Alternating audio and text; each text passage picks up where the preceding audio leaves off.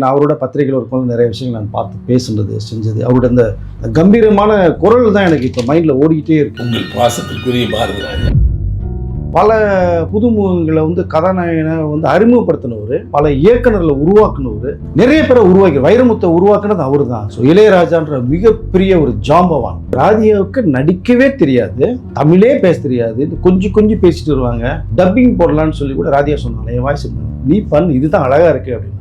அதே ராதியா முதல் மரியாதை படத்தில் ராதாவுக்கு டப்பிங் கொடுத்தாங்க. எப்படி இருக்கு? தன் பையனை ஒரு இடத்துக்கு கொண்டு வர முடியல ஏக்கம் அவருக்கு. அதெல்லாம் படுத்தார் அவர். அதுக்கப்புறம் அப்படியே படுத்த படுக்க ஆகிட்டார். கிட்டத்தட்ட 3 முறை மரணத்தின் எல்லை வரைக்குமே போயிட்டு வந்தார். பட் இன்னைக்கு மனோஜ் அவருக்கும் பரஜ் அவர்களுக்கும் சின்ன சின்ன பிரச்சனைகள் போது, மனசச்சரவுகள் இருக்கு, சண்டை நடக்குது, பேச்சுவார்த்தை இல்லாமல் இருக்காங்க. அது காரணம் என்னன்னா, இல்லை பாரதியோடைய பேத்தி டைரக்டராக போகணும்னு சொல்லிட்டு அவங்க ஒரு ஆசையில் போயிட்டு இருக்காங்க. இப்போ கூட நடிச்சுக்கிட்டெல்லாம் பணம் ஒன்று கேட்க ஆரம்பிச்சிட்டு தனுஷில் நிறைய ஹெல்ப் பண்ண விஷயங்கள் நிறைய இருக்கு. அது இருதய தொற்று வேறு வந்துச்சு அவருக்கு. தனி மனித போராட்டத்திலாம் கலந்துக்கிட்டவர், காவிரி நீர் பிரச்சனைக்காக மிகப்பெரிய குரல் கொடுத்தவர். நெய்வேலிக்கு போய் அங்கே உண்ணாவிரது போராட்டம் நடக்கும்போது எங்களுக்கு கொடியேசி வழி அனுப்பிச்சுட்டதே பாரதி அவர்கள் தான். சென்னையில் ஒரு அழகான ஒரு இடத்துல, மெரினாலேயோ ஏதோ ஒரு இடத்துல பாரதியோட சிலை வைக்க வேண்டும்ங்கிறது என்னுடைய பணிவான வேண்டுகோளாக தமிழக அரசு. பிறப்பு ஒரு சாதாரணமாக இருக்கலாம், பட் இறப்பு ஒரு சரித்திரமாக இருக்குன்னு சொன்னார். பாரதி சரித்திரம். காந்த மீடியா நேயர்களுக்கு என்னுடைய வணக்கங்கள். நான் உங்கள் விஜய் யாமினி தான் பேசிட்டு இருக்கேன். இன்னைக்கு நம்ம கூட சீனியர் ஜேர்னலிஸ்ட் வெங்கி சார் தான் உட்காந்துருக்காரு.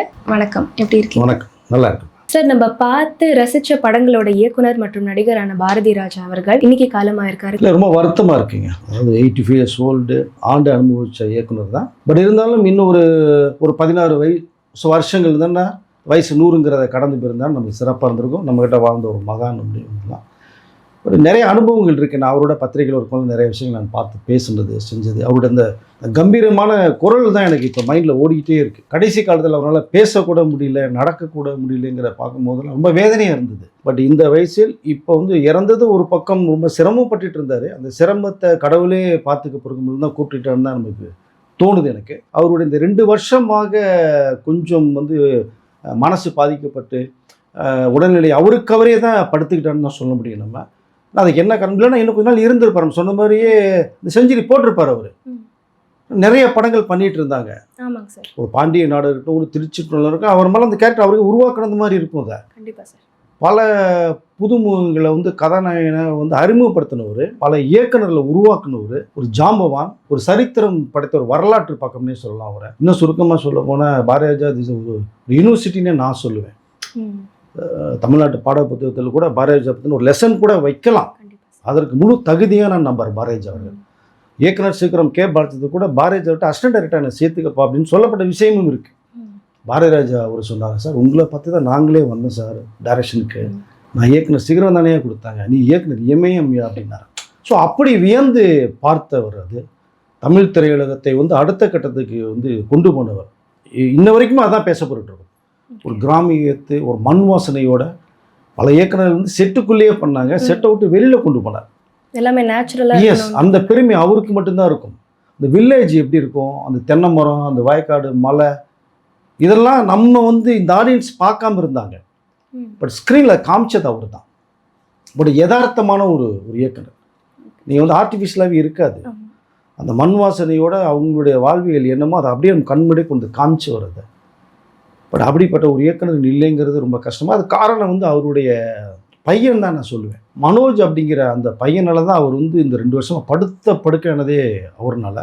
அது காரணம் என்னன்னா, தன் பையனை ஒரு இடத்துக்கு கொண்டு வர முடியலங்கிற ஏக்கம் அவருக்கு இருந்தது. ஒரு கதாநாயகனா அந்த ஒரு இழப்பு இவருக்கான இப்போ இழப்பு காரணமாக இருக்கும். கண்டிப்பாக அதுதான் உண்மை. அதெல்லாம் படுத்தார் அவர். மனோஜ் அவருக்கும் பரஜ் அவர்களுக்கும் சின்ன சின்ன பிரச்சனைகள் போது, மனசச்சரவுகள் இருக்குது, சண்டை நடக்குது, பேச்சுவார்த்தை இல்லாமல் இருக்காங்க. அது காரணம் என்னென்னா, மனோஜ் ஒரு ஹீரோ உருவாக்கணும்னு பார்க்குறாரு, சைன் பண்ண முடியல அவரால். பெரிய ரவுண்ட் வர முடியல. சில படங்கள் மட்டும்தான் அவர் பண்ணியிருந்திருக்காரு. எஸ், அவர் ஹீரோ.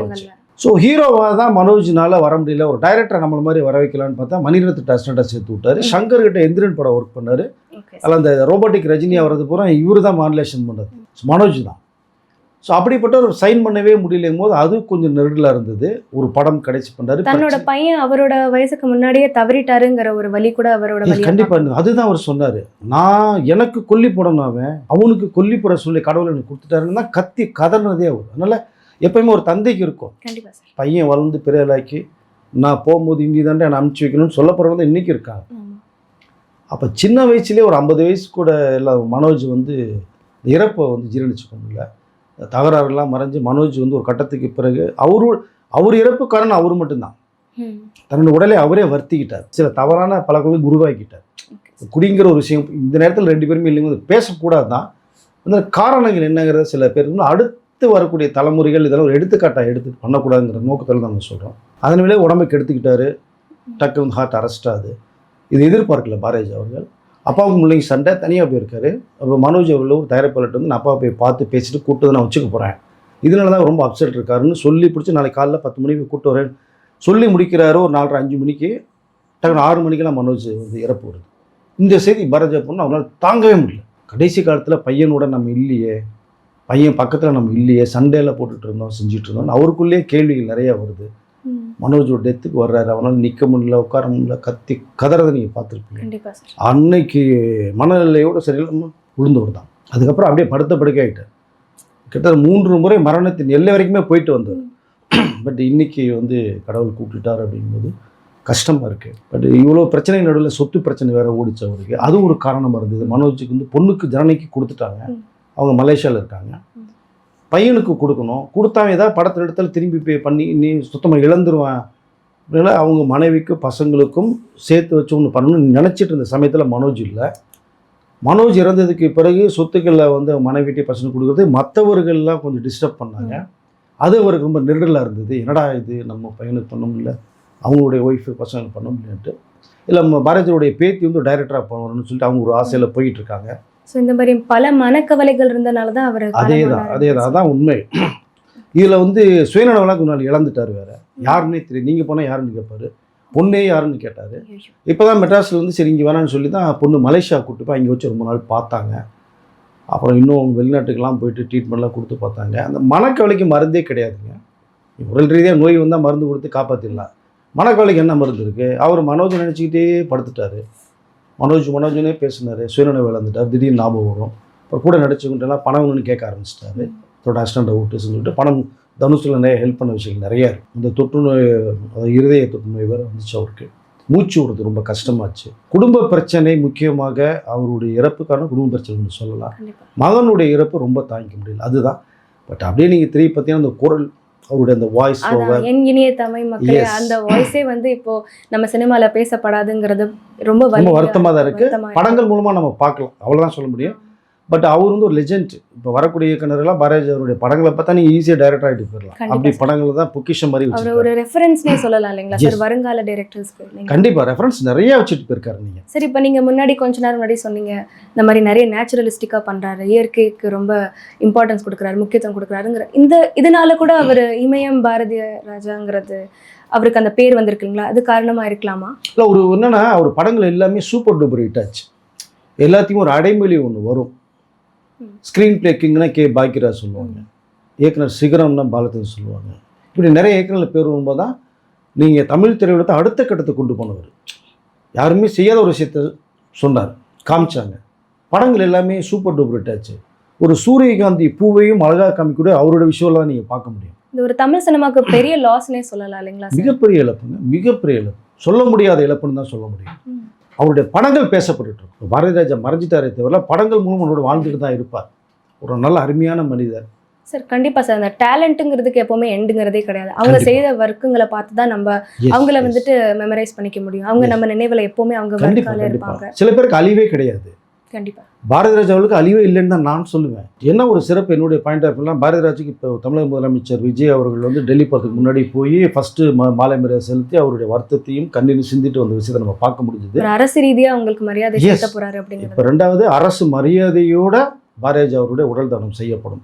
அது சென்னையில் பண்ணுறாங்களா, அவர் தேனி சொந்த ஒரு அள்ளி நிறுத்து கொண்டு போய் பண்ண போகிறாங்கிறது இந்த ஈவினிங்குள்ளே டிசைட் பண்ணுறாங்க. அவங்க பொண்ணு மலேசியாவிலேருந்து வந்துட்டு இருக்காங்க, ஒய்ஃப் தேனிலேருந்து வந்துட்டாங்க. பட் விஜயவர் மரியாதை செலுத்திட்டு போயிருக்காங்க முதலமைச்சர். அரசு மரியாதையும் போது அந்த தேசிய கொடியோட கண்டிப்பா சார். துப்பாக்கி குண்டுகள் முழங்க, இதை விட ஒரு மரியாதை என்ன மனிதனுக்கு வேணும்? கண்டிப்பா அப்துல் அவரு கலாம் நல்ல ஐயா வேலை செஞ்சிருக்காருங்கும் போது அந்த Yes. மரியாதை ஒரு மனிதன் வாழும்போது வந்து ஒருத்தர் நல்லவன கிட்டன்னு சொல்றது, இறப்புக்கு பிறகு ஒரு நல்ல மனுஷன் போயிட்டானான்னு சொல்லக்கூடியதுதான் நல்ல சிறப்பான வாழ்க்கைக்கு அர்த்தம். பாரதிராஜா அவர்கள் அப்படிதான் நான் பார்க்குறேன். அப்துல் கலாம் ஐயா சொன்னது மாதிரி பிறப்பு ஒரு சாதாரணமாக இருக்கலாம், பட் இறப்பு ஒரு சரித்திரமாக இருக்கணும்னு சொன்னார். பாரதிராஜா ஒரு சரித்திரம். ஸோ வரலாற்று பக்கங்கள், இந்த பெரிய புத்தகம், நீ ஒவ்வொரு பக்கத்தையும் படிக்க படிக்க படிக்க நிறைய விஷயங்கள் நீங்கள் வந்து தெரிஞ்சுக்கலாம் அப்படிங்கிறத நான் சொல்லியிருந்தேன். கண்டிப்பா சென்னையில் ஒரு அழகான ஒரு இடத்துல, நீ மெரினாலேயோ எதோ ஒரு இடத்துல பாரதியோட சிலை வைக்க வேண்டும்ங்கிறது என்னுடைய ஒரு பணிவான வேண்டுகோளாக தமிழ் அரசுக்கு ஒரு வேண்டுகோளாக கண்டிப்பா சார். வைக்கிறேன். கண்டிப்பா. தமிழ் திரையுலகம் சேர்ந்து முயற்சி எடுக்கணும். இந்த படைப்புகள் பேசப்படும். முக்கியமாக ஒரு சிவாஜி கணேசன் அவர்களே வந்து தன்னுடைய ஸ்டைலுக்கு மாற்றி நடிக்க வச்ச முதல் மரியாதை இல்லை. அது சிவாஜி அவர்களே சொன்னாராம், இது நடித்தது நானா இல்லை நீயாடான்னு கேட்டான். என்னையே நீ மாற்றி நடிக்க வச்சிருக்க. ஸோ அப்படி ஒரு நடிப்பின் இமயம்னே பல ஆக்டர்ஸும் ஆக்ட்ரஸஸையும் நிறைய நல்ல விதத்துல டைரக்ட் பண்ணியிருக்காரு. ஏதாவது அவருங்க தவறு செய்தா கூட சரி இந்த மாதிரி பண்ணுங்கன்னு நிறைய அட்வைஸ் பண்ணியிருக்காரு. அது மூலமா அவங்களோட ஆக்டிங் ஸ்கில்ஸ் எல்லாம் கூட நிறைய இம்ப்ரூவ் ஆயிருக்குங்கிறத பத்தி கூட ஆமாம், பேசலாம். ராதியாவுக்கு நடிக்கவே தெரியாது, தமிழே பேச தெரியாது, கொஞ்சம் கொஞ்சம் பேசிட்டு வருவாங்க. டப்பிங் போடலான்னு சொல்லி கூட ராதியா சொன்னாங்க, என் வாய்ஸ் நீ பண்ணு, இதுதான் அழகா இருக்கு அப்படின்னா. கிழக்க பொறுமையிலேயே ஃபர்ஸ்ட் படத்திலே லண்டனில் வாழ்ந்தவங்க, மாடர்ன் காஸ்டியூமில் இருந்தவங்களுக்கு ஒரு சேரீ கட்டி ஆஃப் சேரியில் உள்ள விட்டாங்க கிராமத்துக்குள்ள. ஓன் வாய்ஸ் தான் ராதியாவுக்கு இருக்கும். அதே ராதியா முதல் மரியாதை படத்தில் ராதாவுக்கு டப்பிங் கொடுத்தாங்க. எப்படி இருக்கு? So, அப்படி மாத்திருக்காரு அவரு. மாற்றிருக்கார், டேலண்டை உருவாக்கியிருக்கார். கண்டிப்பா வில்லேஜ் படங்கள் மட்டும்தான் பாரதிராஜாவில் பண்ண முடியும்னு பேசப்பட்ட சமயத்துக்கு ஒரு கிரைம் த்ரில்லர் படம் சிகப்பு ராஜாக்கள் பண்ணார். அதுக்கப்புறம் தான் மற்ற இயக்குநர்களே கிரைம்குள்ளே போனாங்க. சிகப்பு ராஜாக்கள் ஒரு எக்ஸாம்பிள் அவரோட எடுத்து முதல் படமே கூட நல்ல பிரபலமா பேசப்பட்டுச்சு. 16 வயதுல 16 வயதில் எப்படி உருவாச்சுங்கிற விஷயம் இருக்கு தெரியுமா உங்களுக்கு? NFDCக்கு தான் ஒரு மயிலுங்கிற ஸ்கிரிப்டில் படம் பண்ணுறதா இருந்தார், டாக்குமெண்ட்ரி.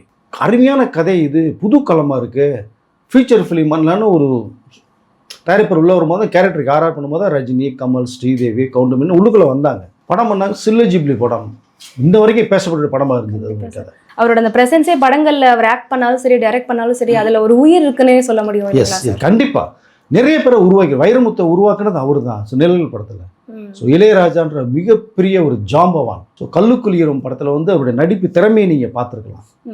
எல்லாத்தையும் ஸ்கோர் பண்ணிட்டு போவார். நாம் ஒரு ஹீரோவாக வரணும் வந்தவங்களும் அசிங்கப்படுத்தினாங்க. ஒரு இயக்குனராக மாறினார். என்ன அசிங்கப்படுத்தினீங்களா, இந்த தமிழ் ஃபில்ல எல்லாத்தையும் நான் புது கதை உருவாக்குறேன்னு எல்லா கதாங்களையும் உருவாக்குனார். ஆனால் இவர் பார்த்து வேந்த படங்கள் நிறையா இருக்குது. மணிரத்னம் படம் நாயகன்லாம் பார்த்துட்டு இப்படி ஒரு படம் பண்ணலையே நான் ஃபீல் பண்ணது விஷயங்கள் இருக்குது. பட் அவங்க சொல்கிறது என்னென்னா, பாரதிராஜா சாரை படம் பார்த்தா நாங்கள் இயக்குனரான்னு சொல்கிறாங்க. கமலஹாசன்லாம் என்ன கமல் நீ இதில் பண்ணிருக்க, என் படத்தில் நீ பண்ணலாம் சொன்னாங்க. பட் அந்த கமலஹாசனை ஒரு அழகாகவும் ஒரு சப்பானியாகவும் அவ்வளோ யங்ஸ்டர்ஸ் பொண்ணுங்க மத்தியில் கமல் ஹீரோ நிற்கும் போது வெறும் கோவணத்தோட நீ வான்னு சொன்னவர். ஸ்பைனர் வேனில் நடித்தார் கமல், பெரிய கிளாப், படம் ஹிட்டு. அதே கமலஹாசனை நீ ஃபீல் பண்ணல, உன்னை அழகாக காமிக்கிறேன்னு சொல்லி சிகப்பு ராஜாக்களை உருவாக்குறாரு. அதே கமல் ஸ்ரீதேவி வச்சு சூப்பர் டூப்பர் ஹிட் உங்களுக்கு. ஒரு love story city village love தான். சரி, வில்லேஜ் 3 அதை வில்லேஜ் லவ் தான் பண்ண முடியும் சொன்ன மத்தியில் சிட்டி லவ்க்குள்ள பண்ண நிறமாராதா பூக்கள் ஒரு படம். சுதாகர் நடிகனே வேணான்னு ரிஜெக்ட் பண்ணவங்க, என்ன அவமானப்படுத்தினாங்க. நீ வா நான் உன்னை ஹீரோவாக்கு, சுதாகரை ஹீரோவாக்குனாங்க. எத்தனை படங்களில் ஹீரோ சுதாகர், அவ்வளோ படங்களில் ஹீரோ பண்ணார். ஸோ பல பேரை உருவாக்குனார். எனக்கு எல்லா ஜேர்னல்லையும் படம் பண்ண முடியும். வில்லேஜ், கிரைம், சிட்டி, இது ஆக்ஷன். ஒரு கைதியின் டைரிலாம் பார்த்தீங்கன்னா நீங்கள் அப்படி இருக்கும் நீங்கள் படம் பார்க்கும்போது நீங்கள் அதை. ஸோ ஹிந்திலையும் போனாங்க. அதனால் எல்லா மக்களையும் கவர்ந்த ஒரு இயக்குனர். பட் என்ன ஒரே ஒரு குடும்ப பிரச்சனையை அவரை போட்டு டோட்டலில் லாக் பண்ணி படுக்க வச்சு இன்றைக்கி நம்மகிட்ட இருந்து பிரிச்சிருச்சுன்னு தான் சொல்ல முடியும். அவருடைய கடைசி ஆசைங்கிறத நிறைய பேர்ட்ட சொல்லியிருப்பாங்க. அவங்க ஒய்ஃப்கிட்ட சொல்லியிருப்பாங்க, மருமகிட்ட சொல்லியிருப்பாங்க. பட் அந்த ஆசையை இவர்கள் நிவர்த்தி பண்ணணும். இப்போ என்னவா இருக்கலாம் இல்லை, பையனுக்கு ஒரு இடம் கொடுக்க முடியலன்னு ஃபீல் பண்ணார். இப்போ அது வாய்ப்பு இல்லை. பட் பையனுக்குள்ள அந்த குடும்பத்துக்கு நம்மளுடைய சொத்துக்களில் அவங்களுக்கு செட்டில்மெண்ட் பண்ணணும்னு ஆசைப்பட்டார்.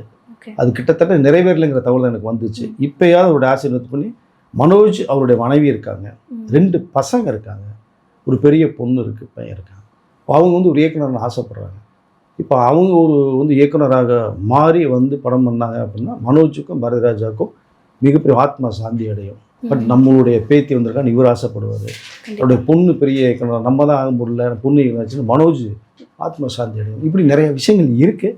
பட் கடைசி அவர் என்ன வந்து சொல்லியிருக்கார், அவருடைய ஆசையில் என்னங்கிறது கண்டிப்பாக யார்கிட்டயா சொல்லியிருக்கார். அந்த ஆசையை வந்து நிவர்த்தி பண்ணிட்டாங்கன்னா சிறப்பாக தான் இருக்கும்னு நான் வந்து நினைக்கிறேன். பார்க்கலாம். பொண்ணுலாம் வர்றாங்க, ஒய்ஃப் வந்துட்டாங்க, வந்து என்ன முடிவு பண்ண போகிறாங்கிறது நம்ம பார்க்கலாம். பட்டு மிகப்பெரிய ஒரு சகாப்தம் சரிந்தது அப்படின்னு தான் சுருக்கமாக சொல்ல முடியும். நான் பார்த்து பழகின வரைக்குமே பார்த்தோம்னா நிறைய தனி மனித போராட்டத்திலாம் கலந்துக்கிட்டவர், காவிரி நீர் பிரச்சனைக்காக மிகப்பெரிய குரல் கொடுத்தவர். Okay sir. நடிகர் சங்கத்திலேருந்து நாங்கள் நெய்வேலிக்கு போய் அங்கே உண்ணாவிரத போராட்டம் நடக்கும்போது எங்களுக்கு கொடியேசி வழி அனுப்பிச்சு விட்டதே பாரதிராஜா அவர்கள் தான். போல்டாக பேசக்கூடியவர், மனசில் ஒன்று வச்சுட்டு மறைமுகம் பேச மாட்டார். ரஜினி அவர்களே எதிர்த்து குரல் கொடுத்தவர். தவறுனா தவறுன்னு சொல்லுவேன், தனிப்பட்ட முறையில் உனக்கு என்ன பிடிக்கும், நீ பெருசு அப்படின்னு சொல்லி நிறைய குறைகளை சொன்னவர். நீ இன்னும் நிறைய சிறப்பாக நடிக்கணும், இன்னும் நடிப்பு வரலன்னு சொன்னவர் பாரதிராஜா. அதுதான் சார் ஒரு சிறந்த டைரக்டருக்கான அழகு. அழகாக தான். ஏன்னா நாம் வந்து சும்மா பொய்யா போலியே சொல்லிடக்கூடாது. சூப்பராக பண்ணுறப்பா பிரமாதம்னா அது அவரை ஏமாத்துறது மாதிரி. அப்போ நீ வந்து பண்ணுறது வந்து எனக்கு பிடிக்கல, மற்றவங்களுக்கு பிடிக்கலாம், இன்னும் நீ கொண்டு வா அப்படின்னு சொல்லி சொல்கிற போது அதை போல் ரஜினி சாரே சொல்கிறாரு. இப்போ பட் அவ்வளோ விஷயங்கள் இருக்குது. பல இயக்குநர்களை உருவாக்குனவர், மணிவண்ணன்லேருந்து மனோபாலேருந்து பாக்கியராஜில் எவ்வளோ இயக்குநர்கள், எவ்வளோ ஹீரோயின், ராதா, ரேவதி, கடலூர் கவிதைகளில் சத்யராஜுக்கு மிகப்பெரிய பிரேக்கே கொடுத்தவர். அந்த காலத்திலே ஒரு டிக்கெட்டு வந்து மிஞ்சி போனால் ஒரு 50 ரூபாக்குள்ளே தான் இருக்கும் டிக்கெட்டு. 1000 ரூபாய்க்கெல்லாம் பிளாக் விற்கப்பட்டிருக்கு. அவர் படங்கள் பார்க்குறது அவ்வளோ ஆடியன்ஸ் இருந்தாங்க. யதார்த்தமாக சொல்லக்கூடிய ஃபேமிலியோட போய் நம்பி உட்காரலாம் ஒரு படத்தில். அப்படிப்பட்ட ஒரு நபர் வந்து நிறைய நபர்கள் சாதாரணமாக வந்திருந்தாலும் அவங்களுக்குள்ள இருக்கிற டேலண்ட்டை எப்படிலாம் வெளிப்படுத்தலாம், எப்படிலாம் கற்றுக் கொடுக்கலாம், அவங்கள வந்து ஆக்டராக மாற்றலாங்கிறதுக்கான ஹார்ட் ஒர்க் அவர் போட்டிருக்காரு. கண்டிப்பாக அதான் சொல்லல. சுருக்கமாக வரக்கூடிய இயக்குநர்கள் புதுசாக படம் பண்ணுறாங்க, பாரதிராஜா நீங்கள் போட்ட பாதையில் போங்க, ஒரு மிக சிறந்த படைப்பு உங்களால் கொடுக்க முடியும் அப்படிங்கிறது தான் நான் சொல்லிங்கன்னு நினைக்கிறேன். அவர் இல்லாமல் இருந்தாலும் அவரோட படங்கள் மூலமாக அவர் எப்போவுமே நம்ம மத்தியில் இருந்துட்டு தான் இருக்காரு. டெஃபினெட்லி. பாரதிராஜா அவர்களை பற்றி நிறைய தகவலை சொன்னதுக்கு என்னோட நன்றிகள் சார்.